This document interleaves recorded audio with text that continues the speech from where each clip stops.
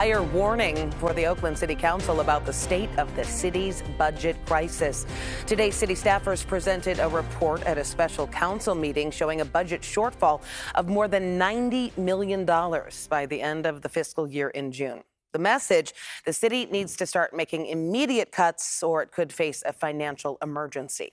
As Katie Nielsen reports, that means cuts to police and fire might be unavoidable. Councilman Maguire, you've asked on repeated occasions from us to let you know when it is critical that we take action. I want you to hear clearly at this dais that we must take action over the course of the next month and a half to preserve our solvency. I want to make sure that that is very clear. That's Bradley Johnson, the budget administrator for the city of Oakland, giving a dire warning to the council on the state of the city's finances. To me, really, there are only two choices. One is either radically cut staff or get staff to make substantial concessions. Dan Lindheim was the city administrator in Oakland from 2008 to 2011 and is now a professor at UC Berkeley.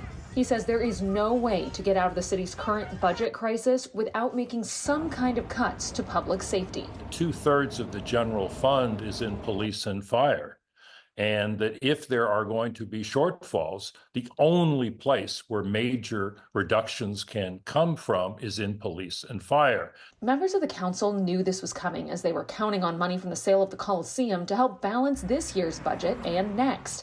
They even put a contingency budget in place to outline which departments would get cut if the Coliseum deal fell apart or was delayed.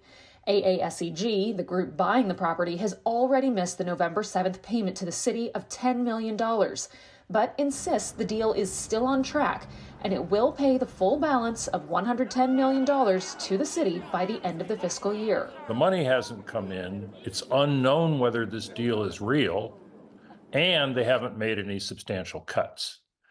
And so since we're halfway through the year, then the cuts have to be twice as big in order to get the savings they need. While council members authorized the city administrator to start trimming the budget, there still haven't been any large cuts to police or fire yet. But at today's meeting, it was clear that was on the table. I think what's been happening is everybody wanted to put this off until the next council. And maybe to a next mayor, so they didn't have to make the hard choices.